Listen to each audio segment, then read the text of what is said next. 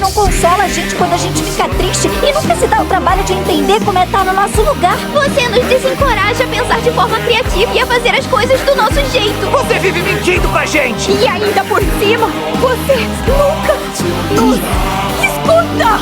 Eu sou melhor! Eu tenho mais poder! Eu sou o original! Eu sou Deus! Consegue manipular nossa cabeça também, não é? Humor idiota, esse papo de vegano, sabe-se lá o que mais? Vocês me atormentam aqui! Eu não pedi pra ser criado!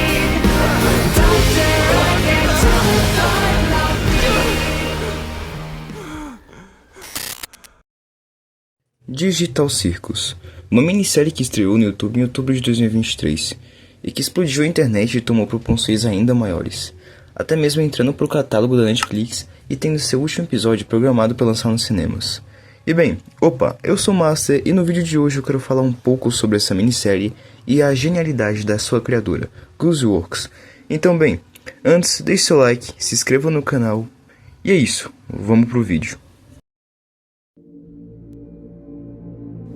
Bom, eu acho que primeiramente é importante dizer por que Digital Circus ficou tão famoso.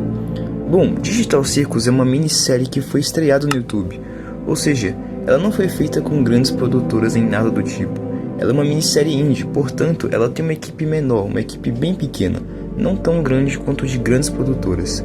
E juntamente com a sua aparência de um desenho mais infantil, chamou muita atenção. Porque, apesar de parecer ser um desenho infantil com a sua estética e aparência, o desenho aborda alguns temas um pouco complexos, que muitas vezes algumas crianças talvez nem entenderiam ou nem perceberiam. Mas enfim, o primeiro episódio, o episódio piloto, ele chegou a alcançar cerca de 400 milhões de views, o que é quase meio bilhão de views, o que é, cara, muita coisa. E, bom, alguns meses depois, quase um ano depois, foi lançado o segundo episódio de Digital Circus. Contudo, semelhante ao primeiro episódio, muitas perguntas não foram respondidas e a gente também não teve muito bem aprofundamento na lore do desenho.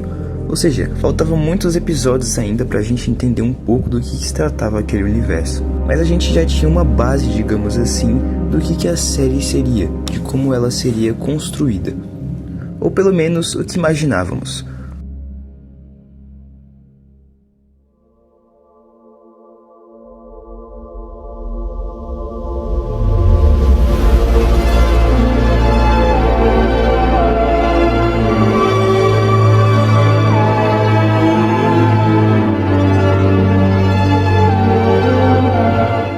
A ideia base que a gente tinha é de que em cada episódio os personagens explorariam uma aventura diferente, já que basicamente Digital Circus conta a história de algumas pessoas que acabaram colocando um headset e acabaram parando em um mundo digital, e nesse mundo digital eles são guiados por uma inteligência artificial chamada Caim, que é como se fosse o anfitrião deles e que tem como objetivo guiar eles e criar algumas aventuras para entender eles, já que basicamente eles morreriam de tédio se não tivesse nada para fazer lá.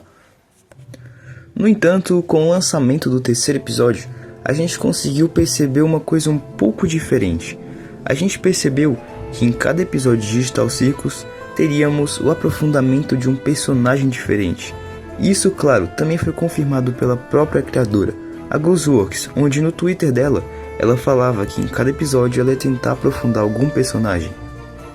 E isso por si só já é uma coisa muito boa, uma coisa incrível, já que ela não deixaria nenhum personagem ali faltando, não deixaria nenhum personagem de canto, porque a gente sabe que muitas minisséries ou algumas séries costumam deixar muitos personagens de canto e sem aprofundamento.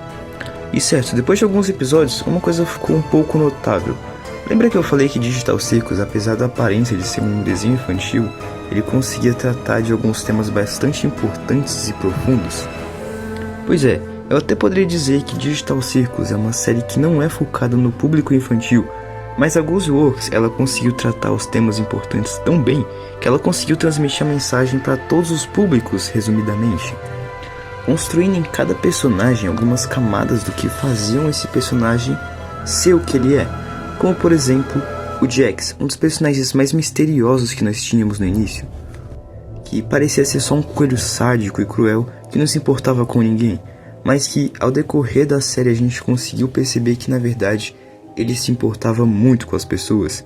Ele só não queria demonstrar para não parecer que era fraco, digamos assim, ou até mesmo com Caim, que apesar de ser uma inteligência artificial, parecia demonstrar algumas emoções, onde ele não queria a rejeição e sempre queria a aprovação dos jogadores diante de suas aventuras. E claro, eu poderia falar de todos os personagens aqui e um pouco de suas histórias, mas eu acho que o vídeo vai ficar um pouco grande. Enfim, eu acho que já deu pra entender o que a Ghostworks ela consegue fazer.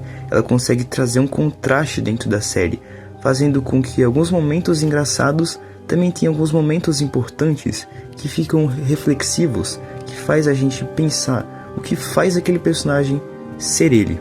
E claro, além de aprofundar nos personagens, uma coisa muito interessante que a Ghostworks fazia era tentar deixar pistas ou mistérios para a fandom tentar descobrir qual personagem ia abstrair.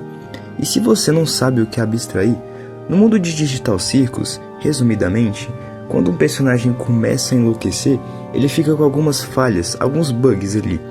E depois disso, ele vai começar a perder sua sanidade mental e não vai mais ter consciência de si mesmo. E o Caim vai ter que parar essa pessoa, já que ela vai tomar uma forma monstruosa e vai atrapalhar o circo. E com o combo que a Ghostworks fazia de aprofundar na lore de cada personagem, ela também fazia de mistério pra gente tentar adivinhar qual personagem que ia abstrair no próximo episódio. E, bom, alerta de spoiler, mas resumidamente a gente não teve nenhum personagem que abstraiu até agora, a não ser pelo Kaufman, mas que foi um personagem do passado, que a gente só viu ele em um flashback. E além disso, quando a gente fala dos personagens abstrair, a gente também tem que prestar atenção na lore do próprio Digital Circus, já que não fica nem um pouco explícito o que é Digital Circus, como que eles entraram naquele universo definitivamente e o que faz com que eles consigam sair, quem foram os criadores, quem criou o Caim, quem fez a CIA, ou seja, são muitas perguntas mesmo, e a maioria delas não foi muito bem respondida, foi respondida mais de uma maneira um pouco, digamos que metafórica ou um pouco subjetiva. Enfim, eu acho que deu pra entender. A Ghostworks, ela consegue, além de aprofundar um personagem, trazendo uma lore interessante pra ele, ela consegue trazer um contraste, onde o Digital Circus, que parece ser um desenho infantil, também trata de temas importantes e sérios.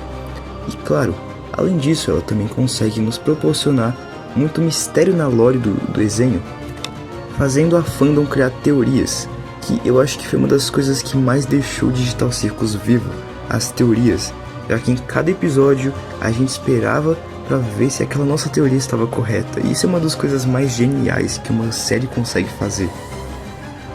Mas, bem, eu acho que eu vou ficando por aqui. Esse vídeo só foi mesmo para falar um pouco de Digital Circus e sobre a genialidade da construção dessa série, da construção desse universo e, claro, de como a criadora direcionou isso. Bom, eu espero você no meu próximo vídeo e, bom, comenta aí o que você achou, deixe seu like, se inscreve no canal. É isso, falou e fui!